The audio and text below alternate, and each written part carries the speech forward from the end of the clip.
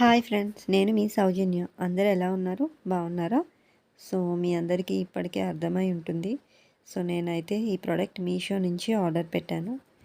And mostly ఇది మన లేడీస్కి చాలా హెల్ప్ఫుల్ అవుతుందని ఈ వీడియో షేర్ చేస్తున్నాను.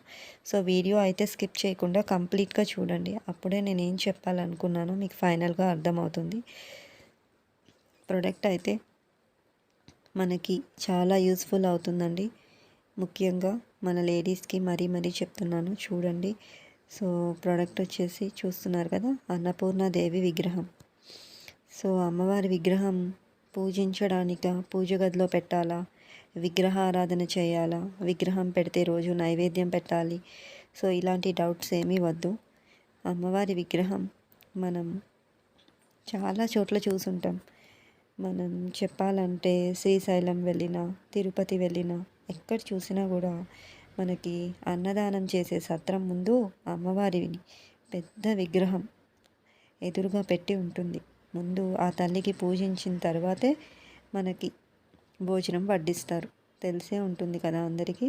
ఎందుకు అలా చేస్తారంటే, ముఖ్యంగా మనం అన్నపూర్ణాదేవికి కనుక దండం పెట్టుకుంటే ఏ రోజు కూడా మన ఇంట్లో వారికి ఎవరికి అన్నానికి లోటు ఉండకుండా ఉంటుందని. సో ఆ తల్లిని మనం ఇలా పూజించుకుంటే, దండం పెట్టుకుంటే మంచి జరుగుతుంది. సో అందుకోసమనే ఈ ప్రోడక్ట్ తీసుకున్నాను.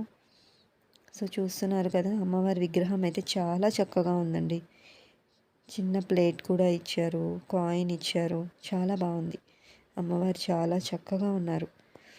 మీకు కూడా తప్పకుండా హెల్ప్ అవుతుందని షేర్ చేశాను. మన ఈ అమ్మవారిని ఎక్కడ పెట్టుకోవాలి?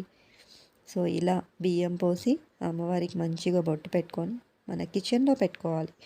సో మనం వంట చేసేది కిచెన్లో కాబట్టి మనం అమ్మవారిని కిచెన్ దగ్గర పెట్టుకుంటే ఆ ఇంట్లో ఏ రోజు కూడా అన్నానికి లోటు లేకుండా మంచిగా ఉండేలాగా ఆ తల్లే చూసుకుంటుందంట. సో అందుకోసమే నేను తీసుకున్నాను. అంతేకాదు, ఆ ఇంట్లో మనశ్శాంతిగా ఎటువంటి కలహాలు లేకుండా ప్రశాంతంగా ఉండేలా కూడా ఆ తల్లి చూసుకుంటుంది. మనస్ఫూర్తిగా నమ్మి చేయండి, తప్పకుండా అవుతుంది. సో ఇది మన లేడీస్కి హెల్ప్ అవుతుందనే షేర్ చేస్తున్నాను. తప్పకుండా తీసుకోండి. నచ్చితే లైక్ చేయండి. ఓకేనా? బాయ్.